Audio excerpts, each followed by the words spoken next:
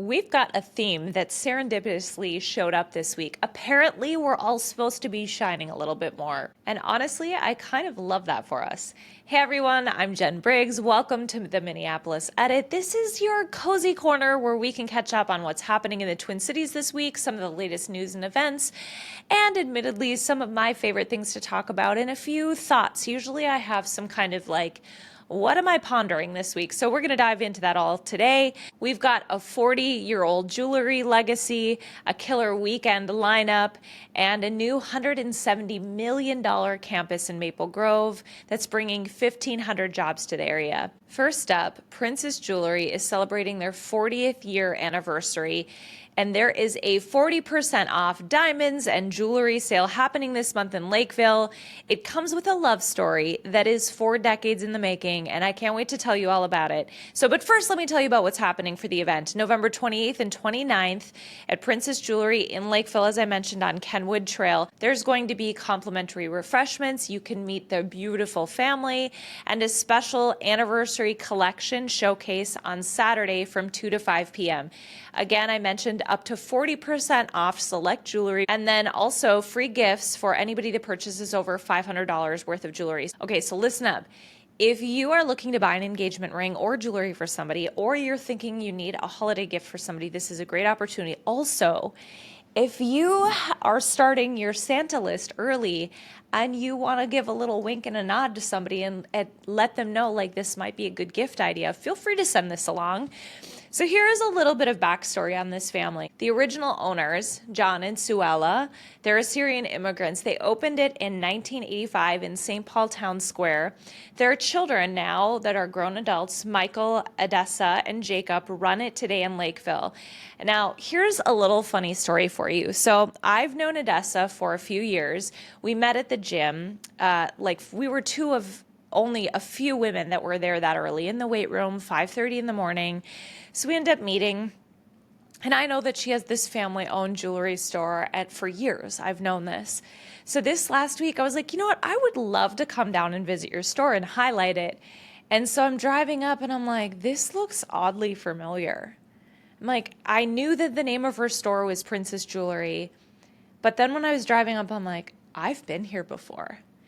And then I realized it was a few years ago. I was dating a guy who was surprised me to bring me to this jewelry store. And he said, this is the best in town. I've heard from several people that this is the best shop in town to buy diamonds from. And I'm like, what's happening? What's happening? We get in, and the surprise, he was right about it being the best in town, but the surprise is that he was taking me to look at engagement rings. What he was wrong about is that I was nowhere near ready. So now he's married to somebody else, which is proof in the pudding that it wasn't quite the right timing to look at engagement rings, but they had beautiful rings there. I met Dessa's dad that day, didn't know that it was his dad, and he was amazing at showing me inventory and so kind. They're great at their job. So that's the funny story. I didn't put all that together until this last week. And I haven't told many people this story. Now it's going on the interwebs because honestly, who wants to admit that they accidentally went engagement ring shopping? Apparently I'm ready for that, so here I am. So even if you're not shopping for diamonds or an engagement ring, I think it's a story worth celebrating. This family, that they've built this 40-year business on craft, care, and community. It is one thing to build a business. It is another thing to build a legacy, and they've done just that in many ways. Around Princess Jewelry, brilliance is a family tradition. Okay.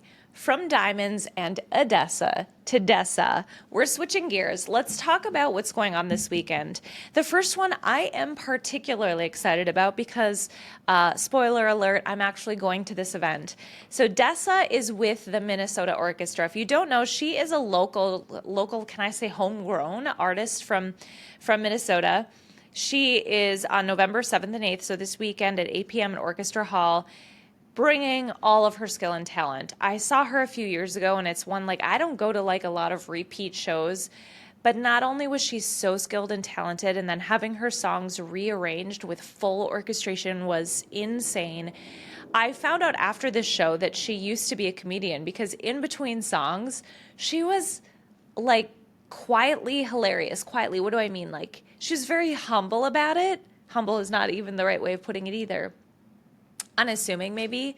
It wasn't like this obnoxious comedy. She was just so witty and so sharp.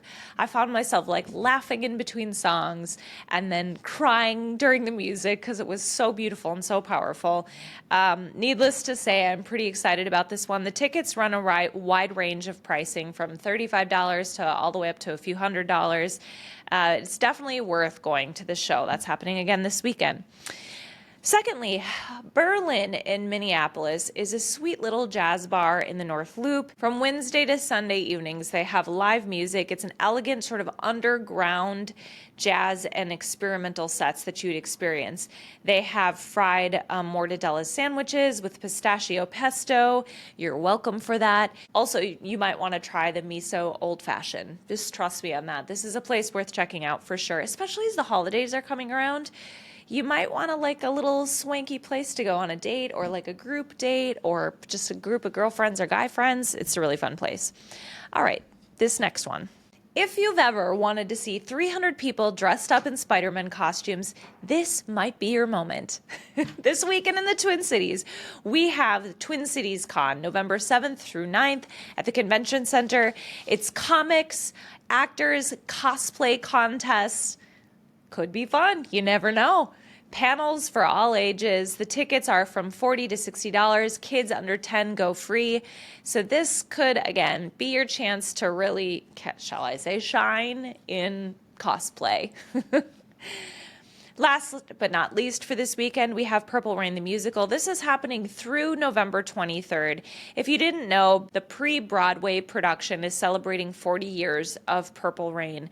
So you can even get rush tickets for $50, 2 hours before showtime. 40 years later, after this all began, we're back now in Minneapolis, so you can see it before it goes to Broadway.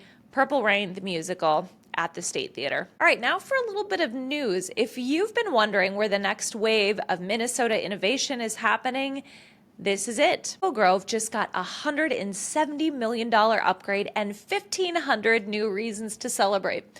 What are they, might you ask? Boston Scientific officially opened a brand new 400,000 square foot campus in Maple Grove, and it's a big deal for Minnesotans. The site anchors the new Minnesota Science and Technology Center near Arbor Lakes, which city leaders hope will become a national hub for innovation. This $170 million campus focuses on cardiovascular research and project development. There's no manufacturing here, just high-level R&D. The goal is collaboration with engineers, physicians, visiting cardiologists, all working under one roof to advance life-saving technology. Governor Tim Walz called it a win for Minnesota and for people around the world who will benefit from technology that improves lives. One of the things that's really exciting, especially at a time where we're seeing a lot of job cuts, is that this is going to provide more than 1,500 jobs across engineering, science, and operations, and many of them are already open. So if you know someone in STEM looking to come back to Minnesota, or maybe you're just tired of hearing about tech hubs in Seattle and Austin, just point them north. Just point them north. Just point them north. Maple Grove is clearly on the rise. Obviously, this isn't just a building. This is a sign that Minnesota's tech and innovation is alive and well. Now, if you know me, there are a lot of things that I love. I love community. I love events. I love knowing what's happening in the city. But also, I love to think deeply.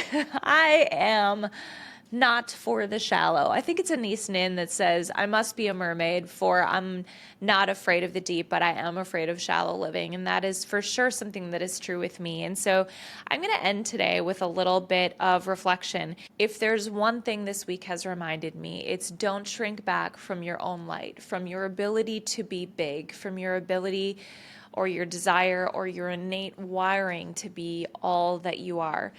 A little bit of backdrop on where this is coming from, and maybe a pro tip for you. Some of you may or may not be journalers. I'm definitely a journaler because I think it helps me to see patterns in my life, things that I can improve on, ways that I can grow, lessons I can learn. But I also sometimes in my journaling do what I call free writing. A lot of people talk about this even as before you go to sleep or when you wake up in the morning. You present a question sort of to your subconscious mind, to your higher self, to God, source, whatever you prefer.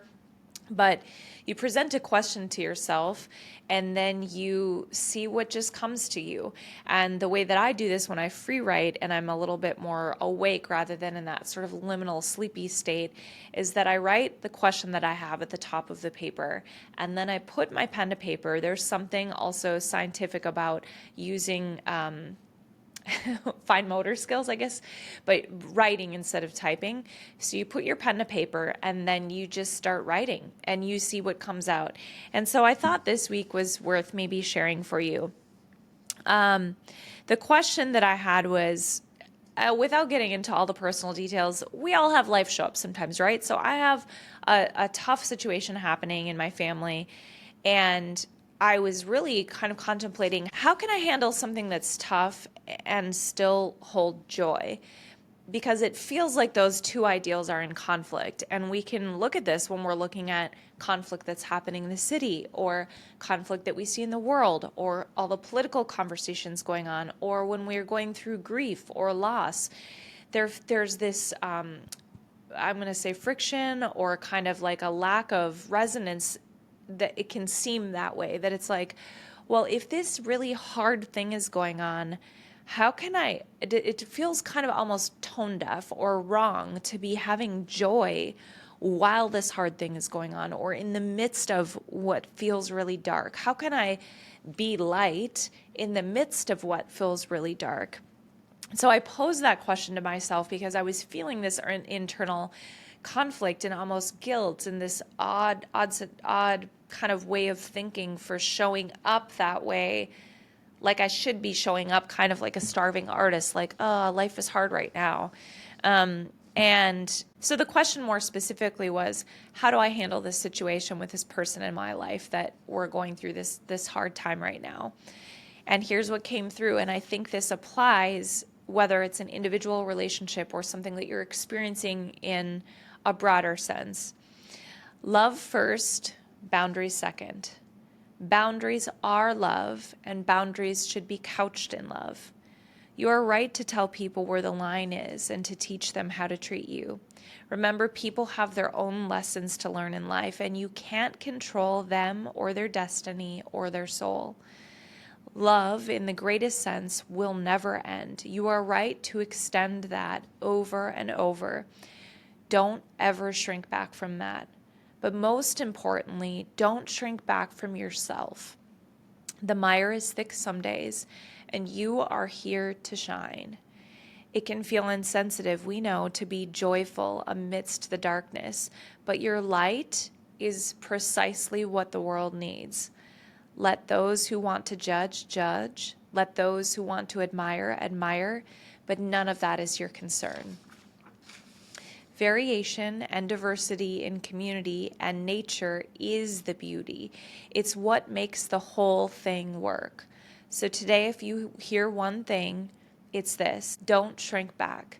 Life has a desire to expand in and through you. Light, your light, is the life we all need. Until next time, let's keep falling in love with the city and maybe ourselves all over again.